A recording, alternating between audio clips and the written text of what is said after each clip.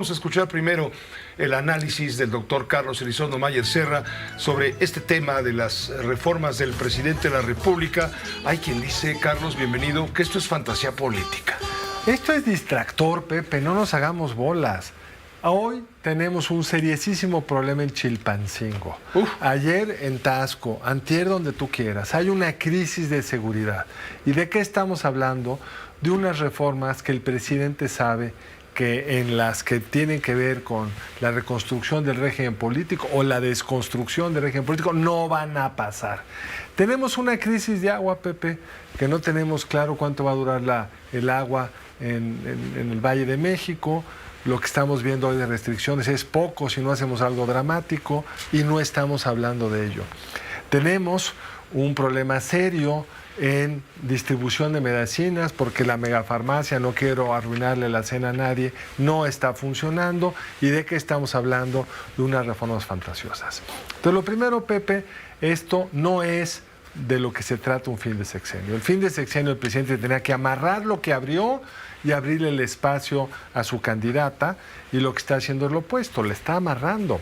En el momento en que la candidata Sheinbaum dice que ella va a abrazar estas reformas, se está abrazando a una agenda que no sabía yo que fuera la de ella, porque incluso estamos en estos momentos, se decía, están organizando una serie de foros para ver cuáles son las políticas públicas adecuadas para el siguiente sexenio, pero si esto saliera, ya no habría la posibilidad de hacer estas políticas públicas por dos razones, Pepe. La primera, me lo veías con Marco Oviedo, estas reformas en materia pensionaria requieren una enorme cantidad de recursos.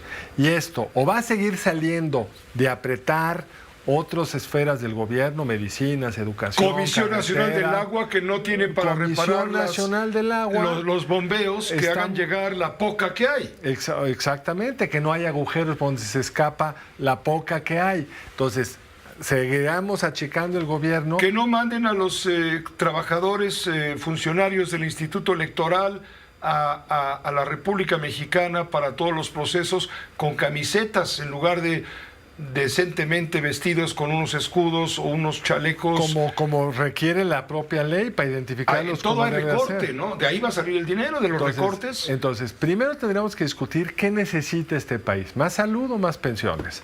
Después tendríamos que discutir de dónde va a salir ese dinero, más impuestos o recortes por aquí o por allá. Yo tengo una muy buena fuente de ahorros, Pepe, que supera por mucho todo lo que han dicho, y es que Pemex deje de perder en la refinación de gasolina.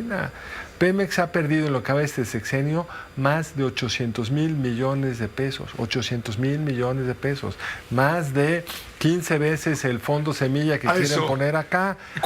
¿Cuánto del aeropuerto Felipe Ángeles? ¿Cuánto de la propia refinería Dos Bocas? Es un cinismo ¿Cuánto del Tren Maya? Ahí están las pérdidas. Ahí podríamos estarlo gastando en otras cosas. Pero también tendríamos que discutir si este esquema de pensiones que propone el presidente es sostenible desde el punto de vista incluso de cómo incentivar a que la gente se formalice.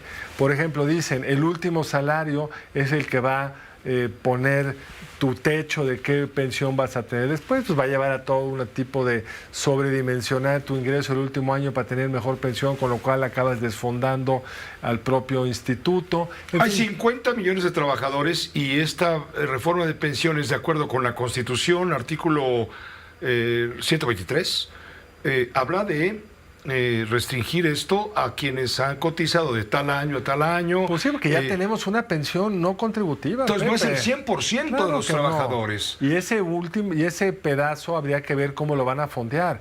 Pero además, según esto, el presidente ya había resuelto el tema de las pensiones. No celebramos hace 4 años la reforma a la ley del IMSS, que por cierto no requiere reforma constitucional. Lo hace por la vía constitucional, pues para tener resistencia, porque si tratara de gastar hoy más en pensiones, podría simplemente redirigir el gasto. Un punto interesante, Carlos. ¿Cómo queda en este momento el tema de la doctora Sheinbaum? Ella anda haciendo promesas de que su régimen va a ser más, digamos, más abierto, va a escuchar más voces, en fin, y le vienen y le ponen encima el segundo piso y no le queda más que quedarse a defender lo que le mandan de Palacio Nacional. ¿Cómo queda su palabra frente a los inversionistas que tienen grandes expectativas de que esto se relaje un poco? Pues tendría que estar rezando de que no salgan y tendría que estar rezando de no ganar la mayoría constitucional, porque si salieran se quedaría sin recursos y entraríamos nuevamente a un régimen de partido hegemónico sin representación de las minorías y sin posibilidad de defendernos de las arbitrariedades del gobierno, porque como criticamos muy fácilmente a veces al Poder Judicial cuando liberan a un narcotraficante que no deben de haber liberado, pero a veces lo liberaron porque no hizo bien su trabajo alguien, la Fiscalía, pero también es el Poder Judicial el que nos ha dado una serie de derechos. Hoy el derecho de la mujer a decidir libremente por su cuerpo es una decisión del Poder Judicial. ¿Queremos realmente regresar a un mundo donde todo lo decide el presidente? Yo no, Pepe. Claudia Sheinbaum dice que ella quiere un mundo más plural, por lo menos en corto, pero lo que nos ha dicho ahora es que está a favor de esta reconcentración del poder. Gracias, Carlos, por tu análisis, por supuesto. Gracias a ti, Pepe. Que te vaya muy bien. Buenas Igualmente, noches. buenas noches. El doctor Carlos Elizondo Mayer Serra.